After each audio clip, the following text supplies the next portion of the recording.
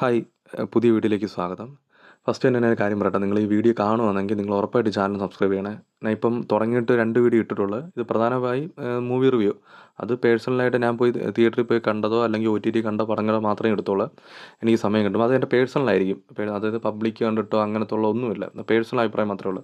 ചിലത് നിങ്ങൾക്ക് കണക്റ്റ് ആവാം, കണക്റ്റ് ആവാതിരിക്കാം.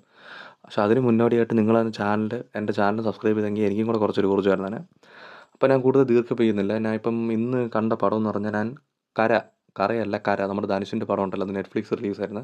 ആക്ച്വലി ഞാൻ ഇന്നലെയാണ് പടം കണ്ടിട്ട് എനിക്ക് വീഡിയോ ഇടാൻ പറ്റിയില്ല. എനിക്ക് ഈ പടം എന്തെന്ന് വെച്ചാൽ ഞാൻ ഇടാൻ കാരണം എന്ന് വെച്ച് കഴിഞ്ഞാൽ എനിക്ക് ഈ പടം ഭയങ്കരമായിട്ട് വർക്കായി സത്യം പറഞ്ഞാൽ. കാരണം ഈ പടത്തിന് ഫുള്ള് നെഗറ്റീവ് റിവ്യൂ ആയിരുന്നു ഞാൻ കണ്ടത് തിയേറ്ററിൽ ഇറങ്ങിയപ്പോൾ. ഫുള്ള് വിഘ്നേഷ് രാജ് എന്ന് പറഞ്ഞ സംവിധായകൻ്റെയാണ് പടം. അത് നിങ്ങൾക്ക് അറിയായിരിക്കും. പോർത്തുഗലിലെടുത്ത ഡയറക്ടർ. അയാളുടെ പടം കണ്ട് എനിക്ക് ആ ഡയറക്ടറിന് ഭയങ്കര ഇഷ്ടമാണ്. കാരണം ആ പോർത്തുഗൽ പടം എനിക്ക് ഭയങ്കര ഇഷ്ടമുകൊണ്ടാണ് ഈ പടം കണ്ടത്. എനിക്ക് കണ്ടിട്ട് എനിക്ക് അത്യാവശ്യം നല്ലതായിട്ട് വർക്കായി. ഇതൊരു സ്ലോ പേസ് മൂവിയാണ്. ഡെഡ് സ്ലോ അല്ല, ഒരു സ്ലോ ആയിട്ട് പോകുന്ന പടമാണ്. പക്ഷേ എനിക്ക് അത്യാവശ്യം എൻഗേജിങ് ആണ്. ഞാൻ ചിലപ്പോൾ മൊബൈലിലായിരിക്കും OTT ആണ് കണ്ടത്. മൊബൈലിൽ കണ്ടുകൊണ്ടായിരിക്കും.